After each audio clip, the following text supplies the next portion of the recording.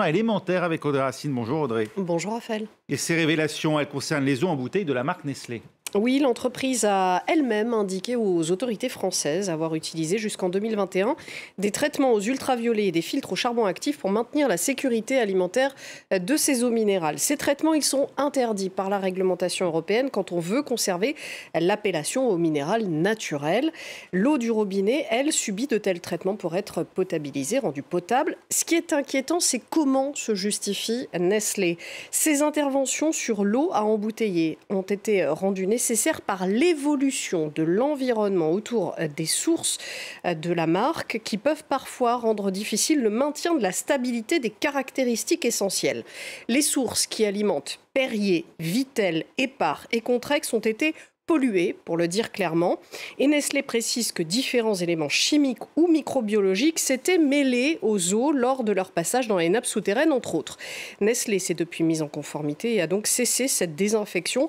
Mais pour assurer la sécurité de son eau, cela l'a conduit à fermer 4 de ses puits dans les Vosges et à diviser donc la production d'Épar par 2. Pour Perrier, autre technique, l'entreprise produit avec l'eau de ses puits dans le Gard une nouvelle gamme de boissons baptisée Maison Perrier pour laquelle une désinfection est toujours possible. Pourquoi Nestlé a révélé à elle-même avoir eu recours à ces pratiques? Eh bien, tout simplement pour devancer des journalistes qui enquêtaient sur cette affaire.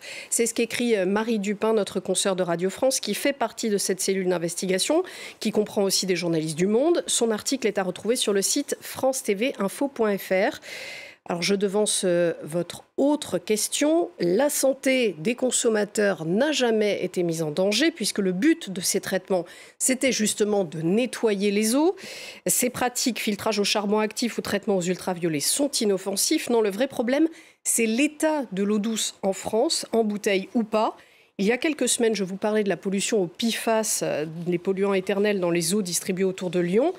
Mais ce n'est pas un cas isolé. Le journal Le Monde, une fois encore, révélait qu'environ 12 millions de Français avaient reçu en 2021, on n'a pas de chiffres plus récents, une eau du robinet au seuil dépassé pour les pesticides.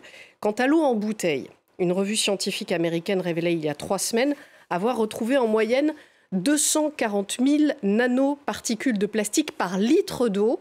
Le plus fréquent retrouvé, c'est le nylon qui provient sans doute, et c'est ironique, des filtres utilisés pour purifier l'eau, suivi du PET, du PET, la matière utilisée pour fabriquer les bouteilles d'eau. C'est donc un transfert. Oui, donc à quoi bon acheter de l'eau en bouteille puisque la promesse n'est pas remplie et qu'en plus on génère de la pollution plastique, autant effectivement la boire au robinet.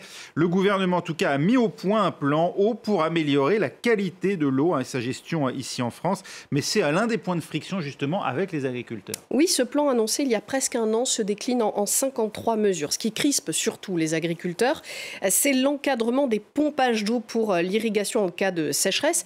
Il faut savoir que l'agriculture en France capte 58% de la consommation totale d'eau douce. Donc, quand le gouvernement annonce qu'il va falloir réduire de 10% cette consommation d'ici 2030, les agriculteurs ont raison de se sentir mis à contribution.